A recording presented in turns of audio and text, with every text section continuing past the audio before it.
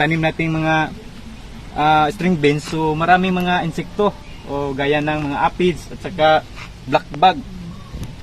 At kung makita nyo, hindi masyadong productive yung ating string beans kasi hindi po tayo nag-apply ng synthetic. So ngayon, ang ginamit namin pampataba yung vermi lang po at saka kunting rice hull na may iti sa manok. Yan lang po yung ginagamit namin ngayon. Ang focus lang talaga ito is para for educational purpose talaga. Para may ma-learn ang lahat ng student.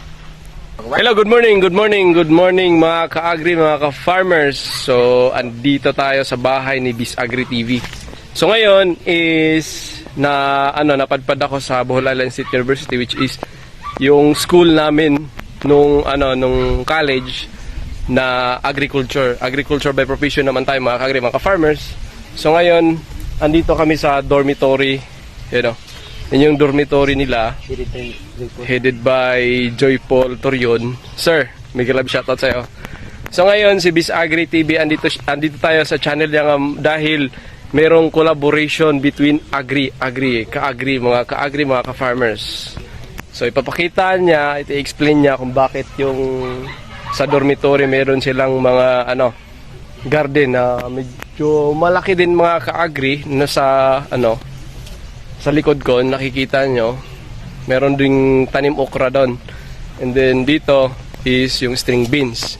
I-explain ni Biz Agri yung strategy nila, yung mga farm tips na ginamit, then para ma-apply din sa ating mga followers or subscribers sa mga kanilang mga pananiman.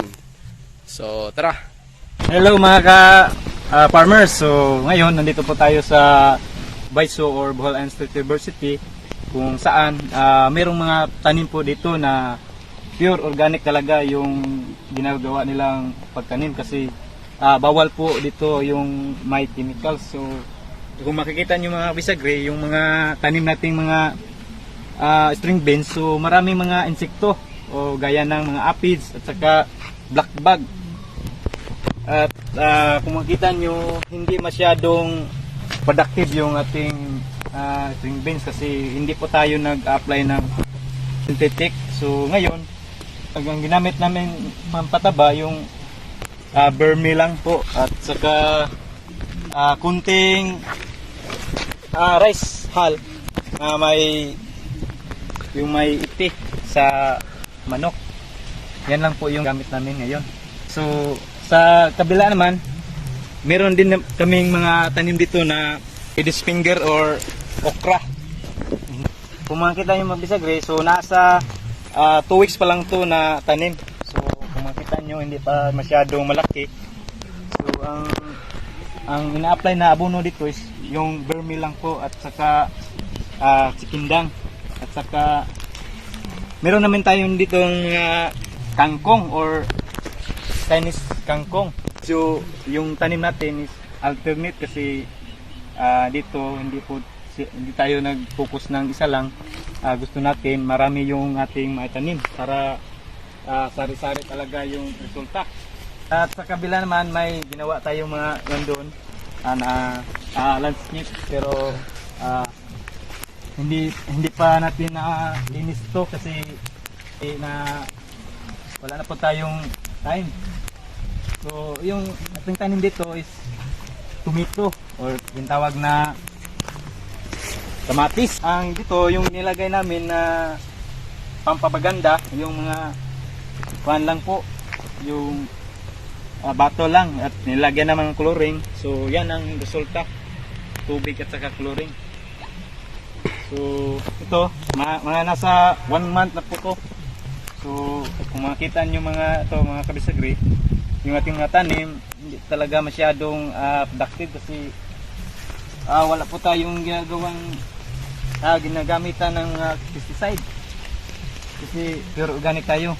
So yan ang pinaka maganda na gagawin natin kung mag-garden tayo para hindi naman makakasira sa ating katawan. At doon naman kabila, dito may kangkong dito. Saka meron pa tayong pitsay na hindi pa natin na sa-transplant. Ito yung ating pitsay.